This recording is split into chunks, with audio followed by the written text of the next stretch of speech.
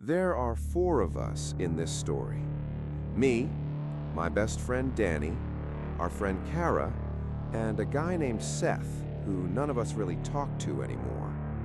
I want to say that right at the start so you understand what kind of story this is. It is not a story where everyone laughing about how scared they were. It is not a story where we look back and say we were stupid kids who got spooked by an old building. Seth is not okay. He hasn't been okay for a long time now. And I think about him every single day.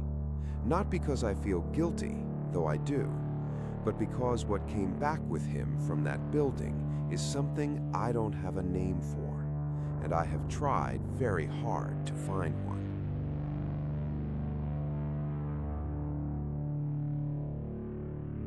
The four of us had been friends since university. Danny was an architect, precise, detail-oriented, the kind of person who notices when a ceiling is 2 inches lower than it should be and can't let it go. Kara was a nurse, practical, unshockable, dark sense of humor. She was the one who always said she'd be fine in a horror movie because she'd seen worse on a Tuesday afternoon shift. Seth was quieter than the rest of us, an IT guy, remote worker, lived alone. He'd been going through a rough patch, a breakup, some trouble at work, and we'd been trying to get him out of his apartment more. Urban exploration was something we'd stumbled into about 2 years before the hospital. It started with a derelict mill outside the city, then a Victorian school that had been shut since the 90s, then a bombed-out office block from a fire in 2009. It was a hobby, a way to see history up close, a way to feel the weight of time in a place that the rest of the world had decided to forget. We were good at it. We were careful. We had a system. The hospital broke the system. Millbrook Psychiatric Institute opened in 1931. Originally a county-funded facility for what was then called the mentally unwell, a category that in 1931 covered everything from schizophrenia to epilepsy to simply being a woman whose husband found her inconvenient.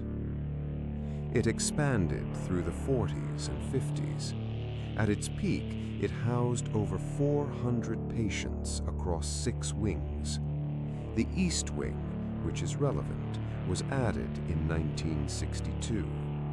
It included a dedicated treatment suite in the basement. The nature of the treatments performed in that suite is not something the official records are clear about. The institute closed in 1987.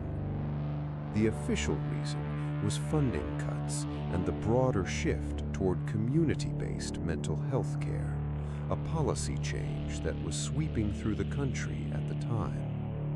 The unofficial reason, which you can find in local newspaper archives if you know where to look, involves a series of incidents in the East Wing between 1984 and 1987. 3 incidents, 3 patients, 3 very different presentations, the same outcome in each case. The records describe the outcome as a... We planned the Millbrook trip for 3 weeks. Danny did most of the research.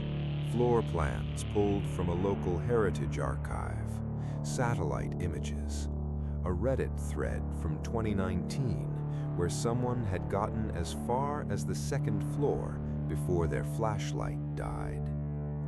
Kara sourced the entry point, a section of fence on the north perimeter that had been replaced recently but not properly secured. Seth said very little during the planning phase, but he was there for every conversation. He wanted to come.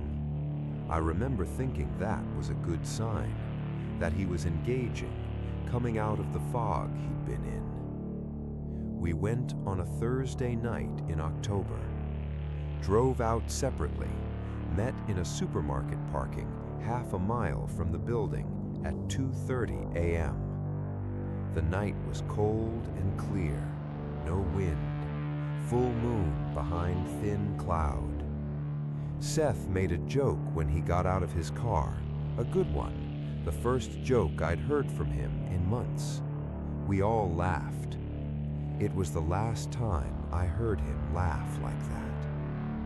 We went in at 2:45. The building announced itself before we were inside. There's a smell that old institutional buildings have, damp concrete and something chemical underneath it, cleaning products from 40 years ago still bleeding out of the walls.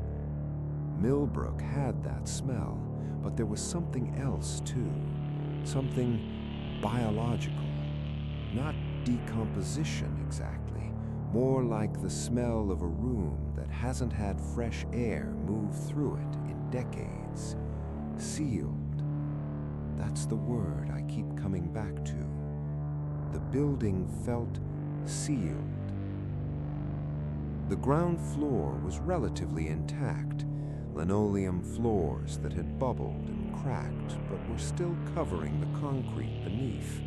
A reception desk still in position, a plastic chair overturned, a notice board with a laminated fire procedure dated March 1986.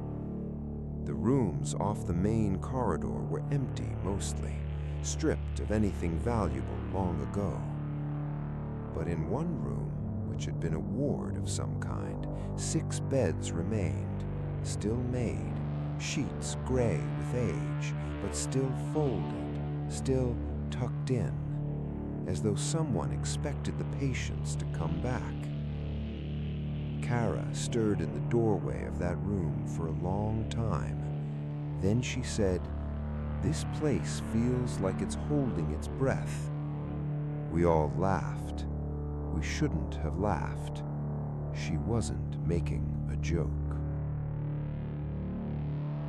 Splitting up, the decision that changes everything. We split into pairs at the base of the main staircase. Danny and I would take the upper floors, 3rd, 4th, 5th if we had time. Kara and Seth would cover the ground floor east wing and the 2nd floor. We agreed on 90 minutes, back at the main entrance by 4:15. I looked at Seth before we split. He seemed fine, alert, interested, eyes moving around the corridor the way they always did in these places, cataloging, processing, storing details. The Seth I knew was an observer. He liked to understand the architecture of a place, how it had worked when it was alive. He had a thing about old buildings that I always liked, this genuine curiosity about the lives they had held. He gave me a thumbs up and went east with Kara.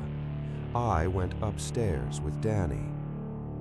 I did not know, climbing that first staircase in the dark with my flashlight picking out peeling paint and black mold stains on the stairwell wall, that the Seth who went east with Kara was not the Seth who would meet us at the entrance 90 minutes later. Something in between would make sure of that. The upper floors told a story. 3rd floor had been an administrative level. Filing cabinets, their contents long since removed or rotted.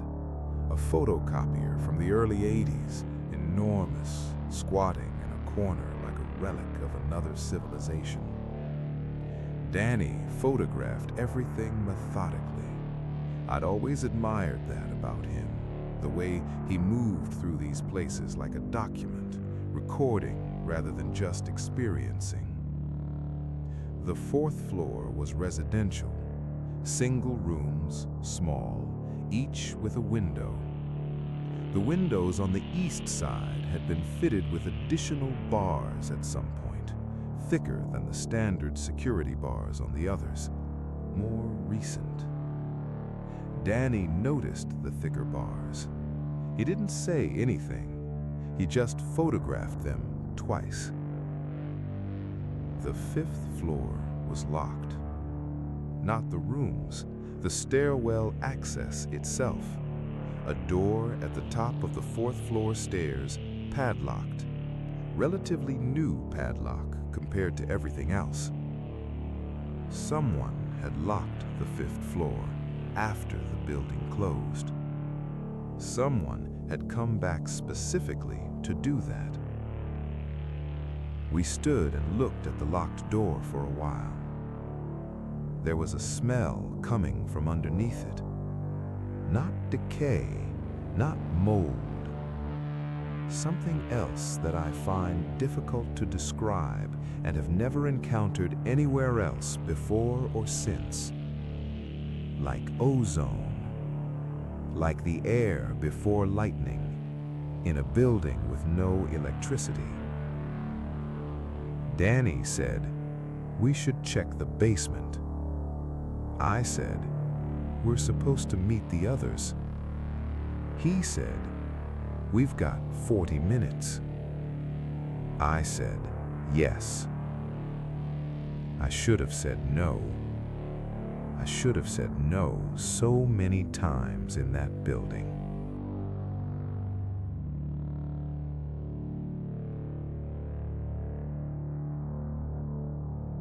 The basement was accessed through a stairwell in the east wing, the same wing where Kara and Seth were exploring. We passed through the ground floor east corridor and found the stairwell door at the far end. It had been padlocked. The padlock was open, not broken, not cut, not forced. Open, hanging from the hasp like someone had unlocked it and simply left it there for whoever came next. Danny looked at me. I looked at him. We went down. The stairwell was narrow, and the air changed immediately. Colder, denser, that sealed smell amplified until it was almost a physical pressure. The basement of Millbrook Psychiatric Institute was not a storage area. It was a treatment facility. White tiles, floor to ceiling, on all four walls. The kind of tiles that are easy to clean. The kind you put in rooms where things get on the walls. The floor was tiled too, and in the floor, drain. Danny didn't answer me. He was in the room. He had walked past me while I was looking at the drains, and I hadn't noticed. He was standing in the room, near the chair, not touching it, standing near it, looking at the floor beside it. Camera at his side, not raised, not filming, just standing. I said his name. He didn't move. I said it again, louder. His head moved, not toward me, just a slight turn, like he'd heard something in a different direction. Third time. On the third time, he turned around fully. And I want to be careful about how I describe what I saw on his face, because I don't want to over-dramatize something that was visually completely unremarkable. His face was fine, normal, neutral, eyes clear. He looked like a person who had been thinking about something and had been interrupted. He walked past me and up the stairs. I followed him immediately. I did not look back at the chair. I did not look back at the drains. I did not look at the wall with the restraint points. I followed Danny up the stairs, and I did not look at anything in that room again. I have spent a significant amount of time since then wondering what I would have seen if I had looked at the chair before I left. I think I made the right choice not looking.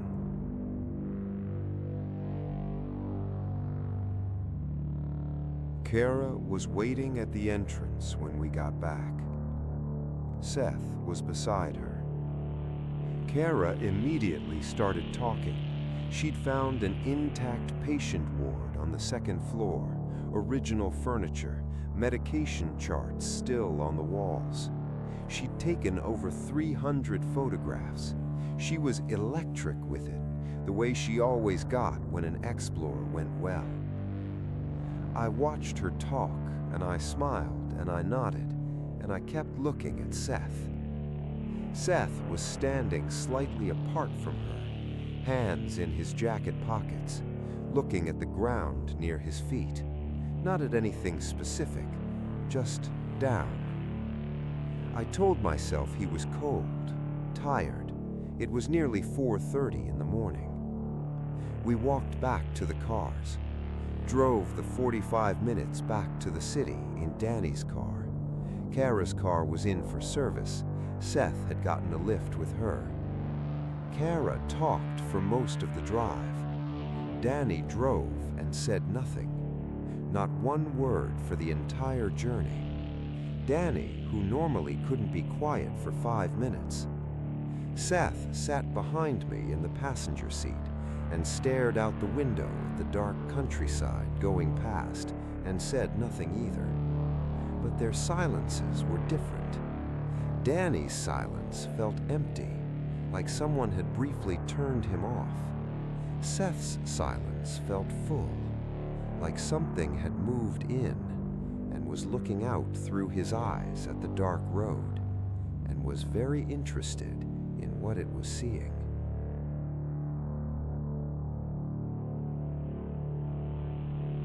Seth does not.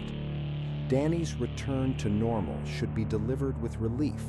Then the contrast with Seth's deterioration lands harder. The scratches section, clinical, slow, precise, each detail of the scratches delivered as a separate statement. Long pause after a name none of us recognized. The next morning, Danny called me at 9. His voice was entirely normal. He apologized for being quiet in the car. He said he'd felt dizzy in the basement, some kind of low-grade panic response, and it had taken a while to shake off. He seemed fine, genuinely, completely fine. We talked for 20 minutes about the Explorer.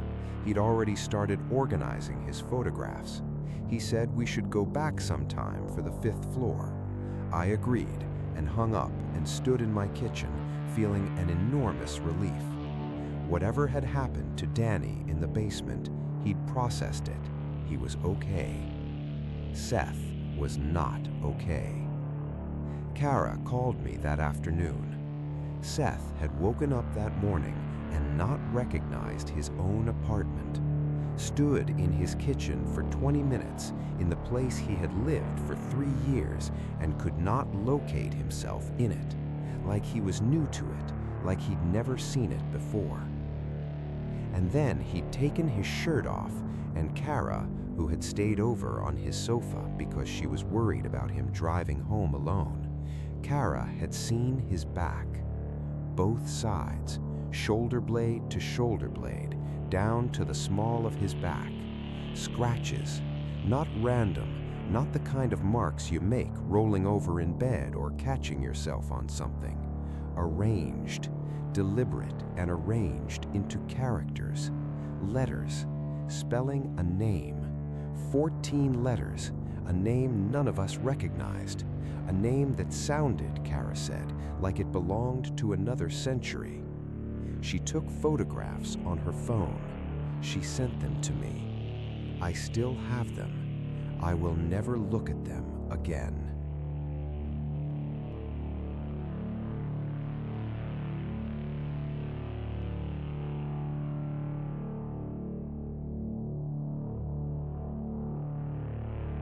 I spent 2 days trying to find the name. My first instinct was that it was a language I didn't recognize.